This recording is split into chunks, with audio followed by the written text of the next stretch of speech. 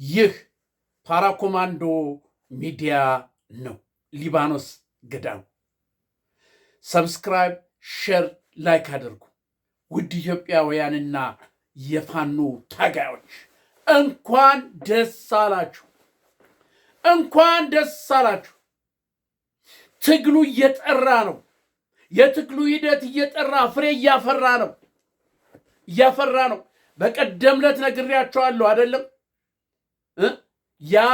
የፋኖን አንድነት ለማምጣት እስክንድር ነጋ ገለል እንደተደረገና ወደ አንድነት ድርድር ላይ እንደደረሱ አንድነት ላይ ቁጭ ብለው እየተወያዩ እንደነበረ ነግሬያቸዋለሁ። ዛሬ አንፍሬ ላፌራ ትንሽ የሁለት የሶስት ቀን ዕድሜ ሲቀረው ደግሞ ኮሎኔል ፋንታው ሞሃባ ውልቅ ተመልከቱ። አይታችኋል። አቀባበሉን ራሱ ማስረሻ ሰጤ እኮ ነው የተቀበላቸው። ማስረሻ ሰጤ አይገርማችሁ?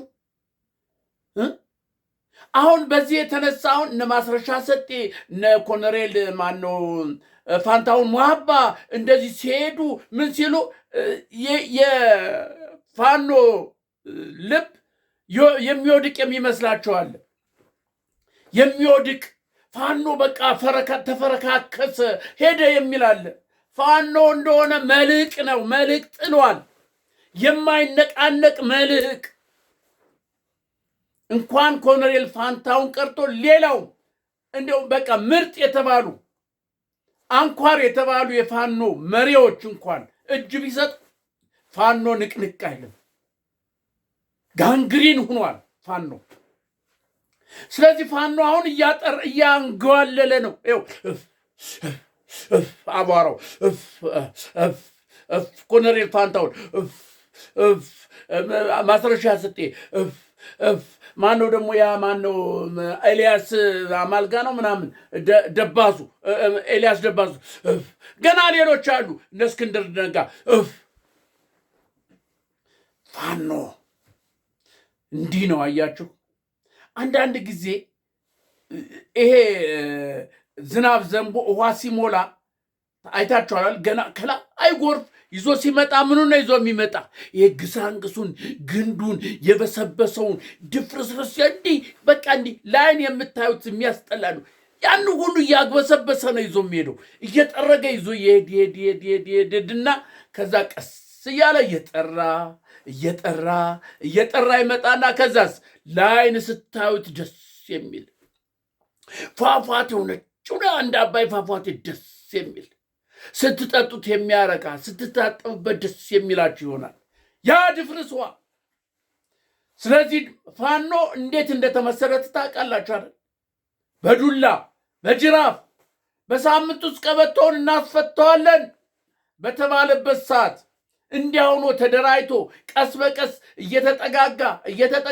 እየተጠጋጋ መጥቶ ዛሬ እዚህ ደረጃ ላይ ሲደርስ ያልሆነላቸው ያልተሳካላቸው ስልጣን ፈላጊ የነበሩት ገንዘብ ፈላጊ የነበሩት ቀስ እያሉ የተንሸራተቱ ነው። ብአዴን አስርጎ ያስገባቸው ብልጽግና አስርጎ ያስገባቸው ቀስ እያሉ እየወጡ ነው። እነ ማስረሻ ሰጤ ባለፈው ወጣ።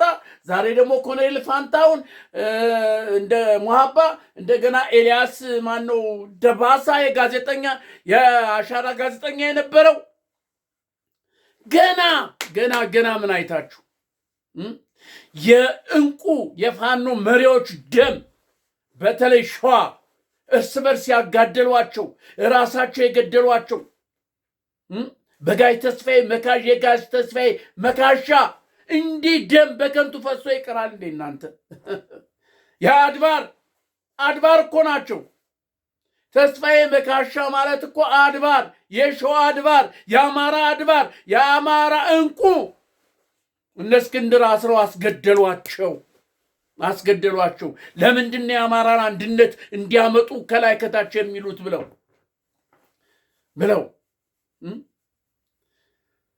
ኮሎኔል ፋንታውን ሞሃባ ገና ከመጀመሪያው እኮ በስ እንደዚህ ያደርጋሉ እንደዚህ ይሆናሉ ብሎ ማንም የገመተ የኢትዮጵያ ሕዝብ የፋኖ መሪዎች የአማራ ሕዝብ አልገመተም። አያችሁ። ግን ነገሩ የተበላሸ መቼ መሰላችሁ? ማን ነው ይቅርታ መሬ ዋና ይሁን እኔ ምክትል ሆናለሁ ብለው ትግል ጀመሩ አይደለ? ከዛ ወዲያው እስክንድር የፋኖ መሪ ጠቅላላ መሪ እኔ ነኝ ፋኖ የተመረጥ መሪ ትሆናለህ ብሎ ሲመርጣቸው ሄዱ። ሰተት ብለው ሄዱ። እነ መሬ ዞር በሉ አላቸው። የዛን ጊዜ ነበር መጠርጠር የነበረባቸው። ፋኖ የዛን ጊዜ ነበር መጠርጠር የነበረበት። ምክንያቱም ለአማራ ትግል፣ ለአማራ አንድነት፣ ለአማራ ከምድረ ገጽ እንዲጠፋ ስለሆነ ነው ለትግል ወጣው። ከዚህ በፊትም ታስሬ የነበረ ብለው ከነበረ ስፍራቸውን አይለቁ። አንድ ሰው ስፍራውን ከለቀቀ ውስጡ የሚፈልገው ነገር አለ።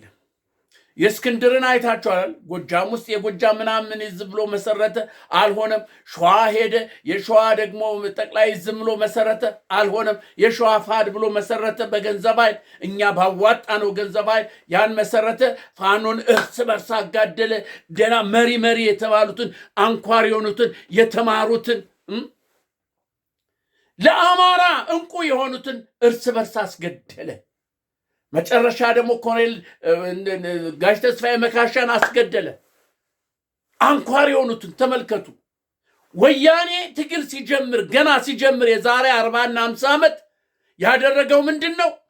የትግራይን አንኳሮች፣ የትግራይን ባላባቶች፣ የትግራይን ሀብታሞች፣ የትግራይ ታሪክ አዋቂዎችን፣ የትግራይ ሽማግሌዎችን፣ የትግራይ ሐውልት የሆኑትን ሰብስቦ በአንድ ሌሊት አጨዳቸው። የራሳቸው ነው። የአውስትራሊያ ያሉት ማን ገብረ መድህን እሳቸው ናቸው ያጋለጡት። ስንት ነገር መልቅ የሆኑትን እንደገና ደግሞ ወደ ወልቃይት ሄደ።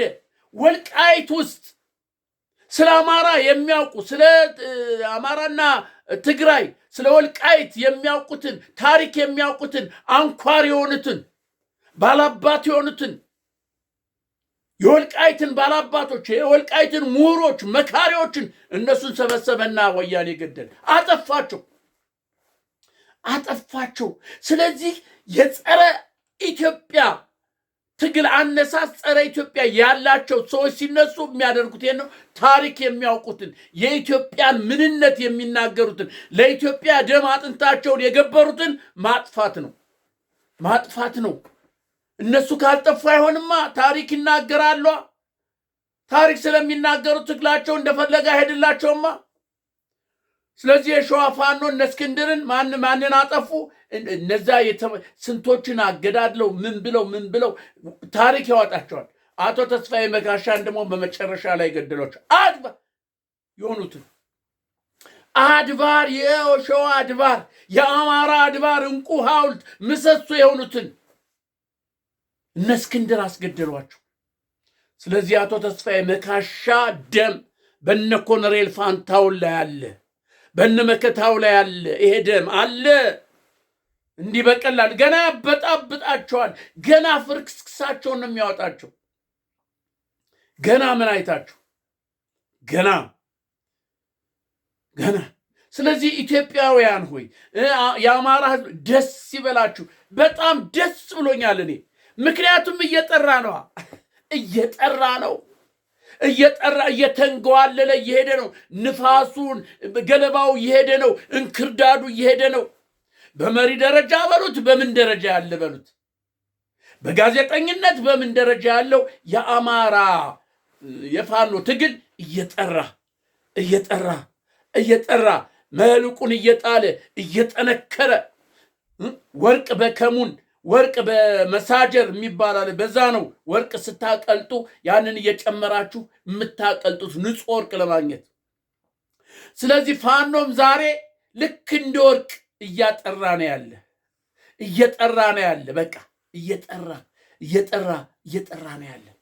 ስለዚህ የኢትዮጵያ ሕዝብ ሆይ ልባችሁ አይውደቅ፣ ደስ ይበላችሁ። ፋኖ አማራ ደስ ይበልህ። እየተንጓለለ ነው። የእንግዲህ ልጁ እየሄደ ነው። አረማሞ ያበቀለው አሁን በቆሎ ውስጥ ምናምን አይታቸዋል። በቃ ስታውስ ለምለም ነው። በቃ አረንጓዴ ነው። ምንድን ነው ግን ሲያፈራ አረማሞ ጥላሸት ጥቁር ለእናንተ በሽታ የሚሆን። ስለዚህ አሁን እነ ኮሎኔል ፋንታውን ሙሃባን ማን በዚህ ልክ ይጠብቃል? ማን ነው በዚህ ልክ የሚገምታቸው? ማን? እነ ማስረሻ ሰጤስ የነ ቀንዳውጣ ዘመድ ስለሆነ ምንም ሊያደርግ ይችላል። እነ ማስረሻ ሰጤን የኢትዮጵያ ሕዝብ ሊጠረጥር ይችላል። ምክንያቱም ዘመዶቹ ናቸው። የአማራ ክልል መሪዎች የአክስት ያጎት ልጆች ናቸው። የምክትል ጠቅላይ ሚኒስትሩ ኮሎኔል ፋንታውን ሞሃባ ግን እንደዛ ታስረው ወጥተው ለአማራ ትግል ብለው ወጥተው እዚህ ደረጃ ላይ የአማራ ትግል ሊቋጭ ትንሽ ሲቀረው የአንድ ቀንና የሁለት ቀን ዕድሜ ሲቀረው ሚስጥራቸው እቅዳቸው ወጣ።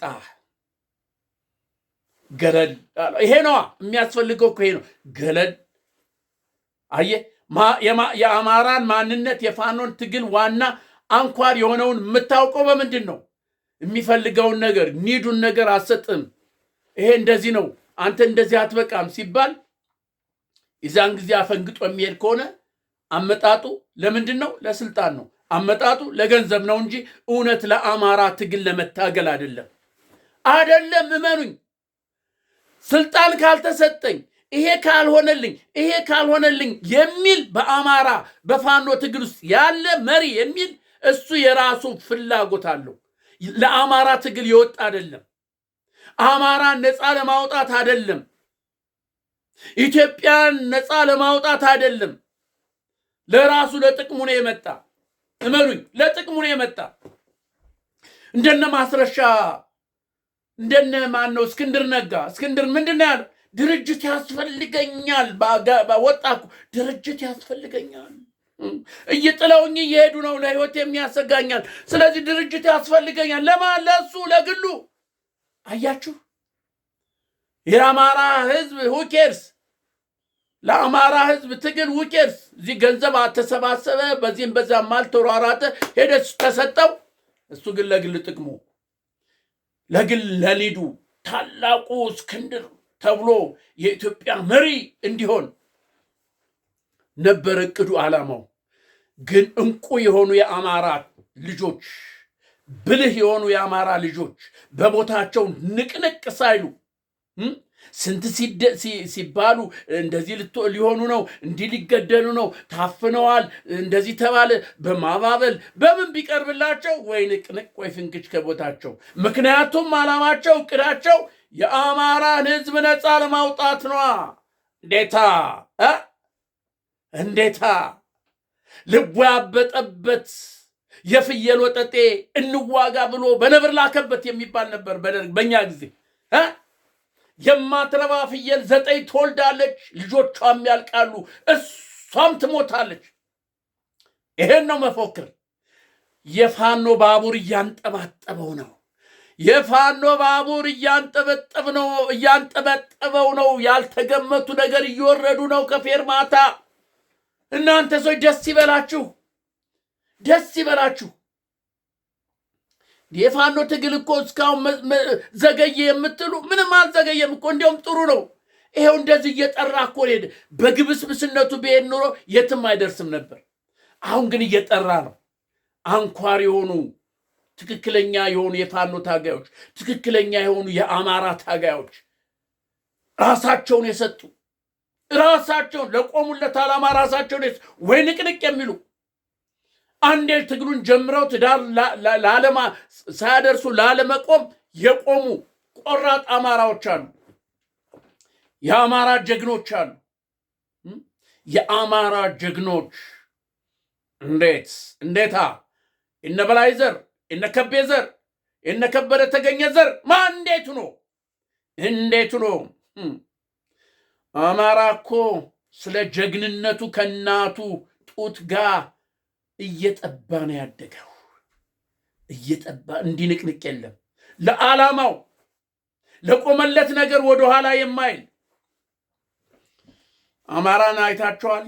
አንድ ነገር ሲነገረው እኮ እንዲህ ብሎ ነው የሚያዳምጥህ።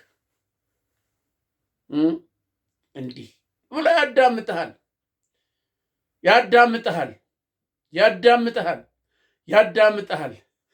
መጨረሻ ይመዝናል። ዓላማ እቅድ ምን እንደሆነ ያውቃል። የዛን ጊዜ ትክክለኛ ከሆነ ይከተልሃል፣ ትክክለኛ ካልሆንክ ግን ይሸሻል፣ ያራግፋል።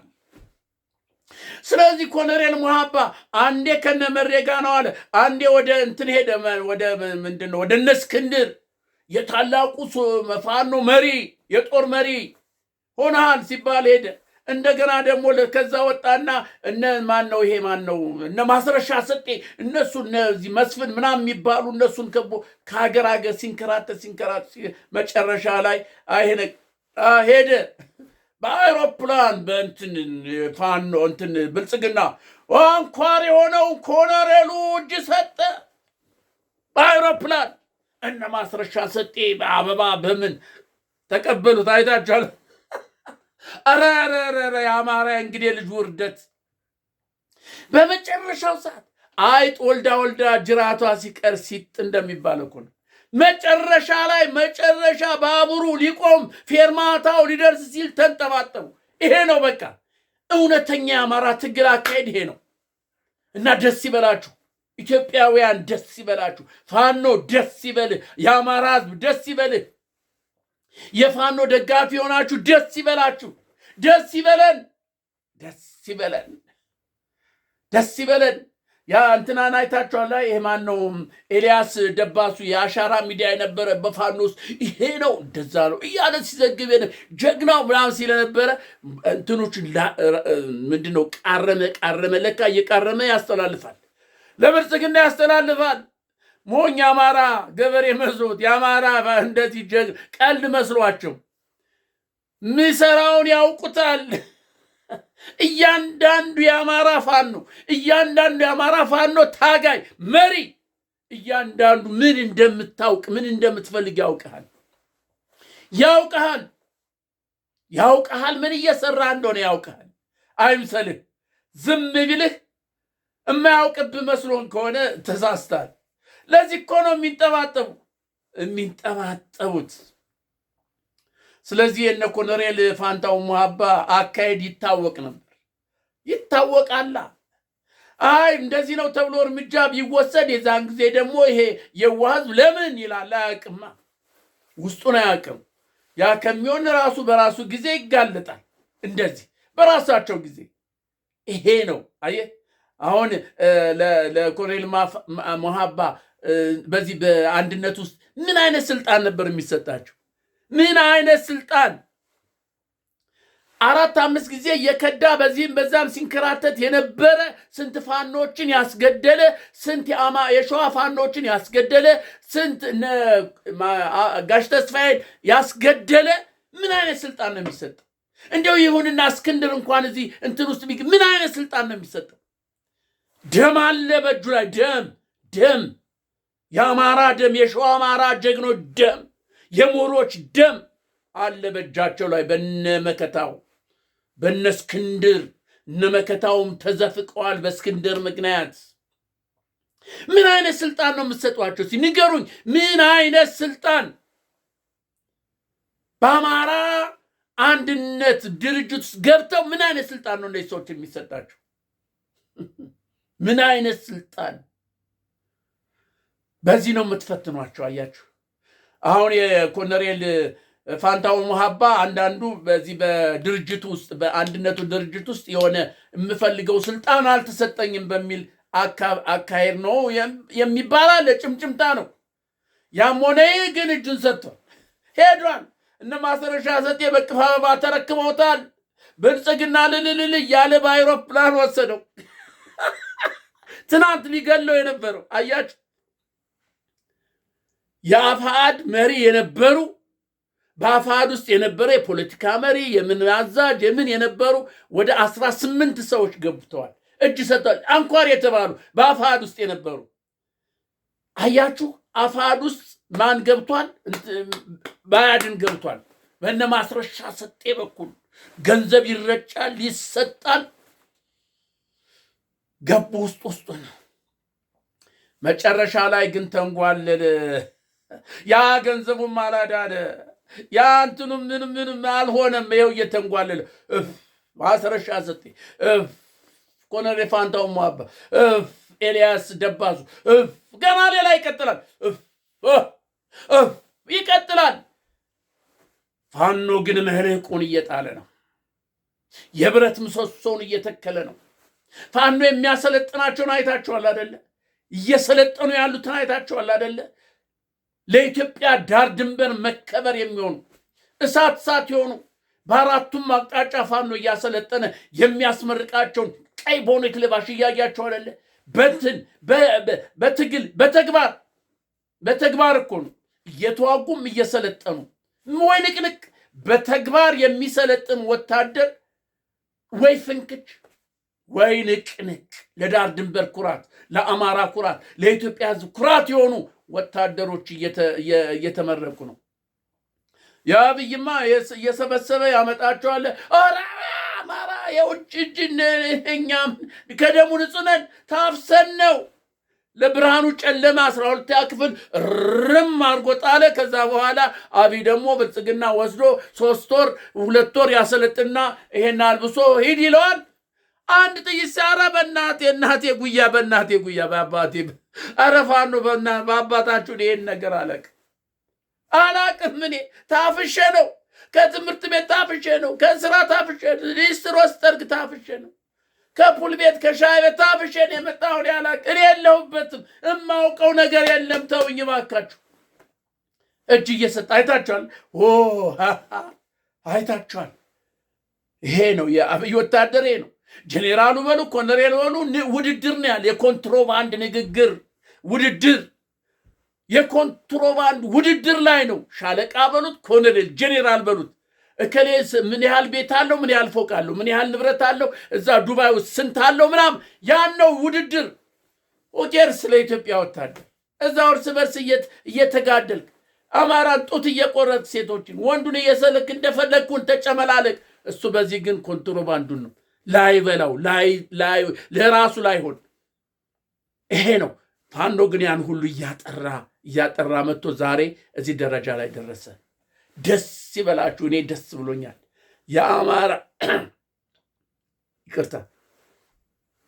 የአማራ ፋኖ ደስ ይበላችሁ። ኢትዮጵያውያን የፋኖ ደጋፊ ሆናችሁ ደስ ይበላችሁ። ይሄው እንክርዳዱ እየተለየ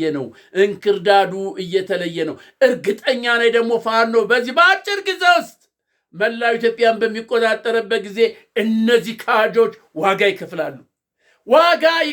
እንዲህ በቀላሉ አይተውም። እመኑኝ፣ በቀላሉ አይተውም። ስለዚህ ደስ ብሎኛል። ውድ ኢትዮጵያውያኖች ደስ ይበላችሁ። ኮሎኔል ፋንታሁን ሞአባ እጅ መስጠታቸው ለአገዛዙ መሄዳቸው ደስ ሊላቸው ያስፈልጋል። አይጠቅምማ፣ እነዚህም ይዞ መጓዙ አይጠቅምም። ማነው ኤልያስ ደባሶ ጋዜጠኛ ገና አሉ ገና ይንጠባጠባሉ። አሁን እነዚህ ደግሞ ያወጡብናል ሲሉ ይንጠባጠባሉ፣ ይወጣሉ፣ ሹልክ እያሉ ነው የሚሄዱ። እሰይ ደስ ይበላችሁ። ገና ድርጅቱ እንኳን ተመስርቶ ውስጥ ሊኖሩ ይችላሉ ተመሳስሮ፣ ግን ይጠራል፣ እየጠራ ይሄዳል። ስለዚህ የአማራ የፋኖ ትግል ፍሬ አፍርቷል፣ እያፈራ ነው። በቅርብ ደስታ እንሰማለን። የድል ችቦ እናበራለን። የድል ችቦ፣ የኢትዮጵያ የድል ችቦ ይበራል። የአንድነት የድል ችቦ ይበራል። የኢትዮጵያ የአንድነት የአብሮነት ሰው በፈለገው ቦታ ሄዶ የሚኖርበት ሕግ ሊበሰር ጫፍ ላይ ደርሷል። ፋኖ የአማራ ብቻ ሳይሆን የኢትዮጵያ አለኝታ ነው። በምስራቅ አፍሪካ ተጽዕኖ ፈጣሪ የሆነ ፋኖ እየመጣ ነው። ደስ